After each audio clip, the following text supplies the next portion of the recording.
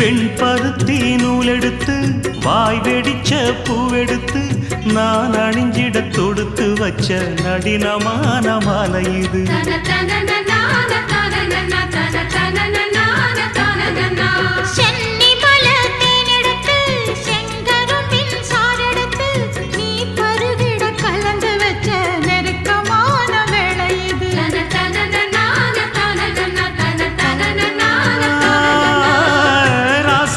உடம்பிருக்கும் ரவிக்க துணி நானாக அன்னாடம் சூடி கொண்ட ஆசை வச்சாகாதா.